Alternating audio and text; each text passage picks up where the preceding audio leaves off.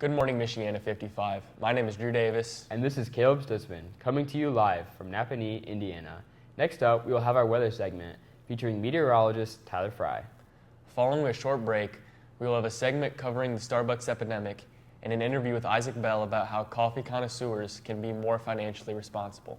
Over to you, Tyler.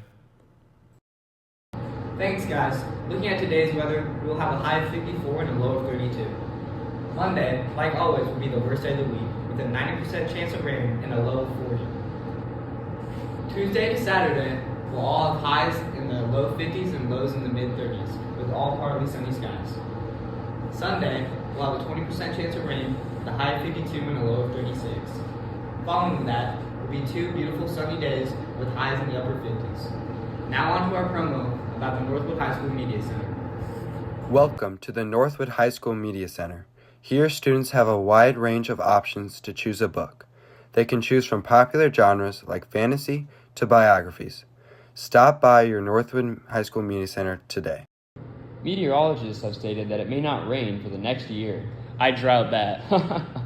Next up, Isaac Bell will be interviewing local high schoolers about their Starbucks spending habits. Over to you, Isaac. Here I am with Paige. One question I have for you is, what is your favorite Starbucks drink and how much does it cost? My favorite Starbucks drink is a chai latte with 2 shots espresso and cold foam on top. Along with that, how many trips do you take to Starbucks per week and how much does that cost? So the drink averages about like $7 to $10, depending how much I tip. And I go about 3 times a week, so around 30 to 35, depending. I'm with Jillian. One question I have for you is, what is your favorite Starbucks drink and how much does it cost? It's the cranberry refresher during Christmas, and it's probably about $6 to $7. Okay. And along with that, how many times do you go per week to Starbucks and how much does that end up being per week? Well, I usually go like once, so like $7 a week. Okay.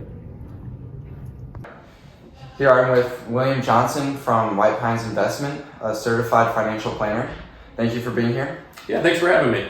So today I want to ask you a few questions on the spending habits of teenagers, especially in Starbucks, and the big effect that can have on these teenagers. So can you just tell us about different ways that these teenagers can be planning or whatever it is about, spending habits and everything that goes along with spending their money on Starbucks? Yeah, so thanks for having me. It's certainly a great topic to talk about. So Starbucks is a big one because we know that everybody enjoys going there. And what we don't always see is what the impact or the cost is. You know, you go in and you say, oh, it's only $5 or it's $7, and that's it. And the problem with that is that what does that habit start to do? Along with that, how do you think credit can affect these teenagers now, and especially in the long run? You know, you walk into Starbucks and you can do the Apple Pay or you use a credit card, and then at the end of the month you look back and it's like, wow, I only intended to spend $20, but it's actually $100 or $200. And then the way that credit works is that if you don't pay it off, you get penalties and interest payments. So, you know, you thought you spent $100, but oops, you missed your payment by a day, so that's going to add a $35 fee to it.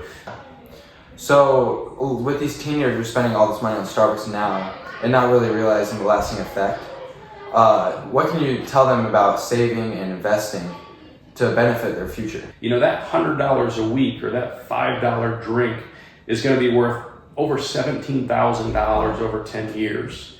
And if we create the right habits where we say, hey, that money is going to be invested in something like a Roth IRA that's going to grow tax-free for us until retirement. So you take a 20-year-old who starts that habit and they're going to then do that over a 40-year time period. I mean, the power of compounding interest is just staggering, because now over 40 years, that's $260,000. Wow. All just by saying, hey, as opposed to doing a Starbucks drink 2-3 times a week, now we're going to invest that money.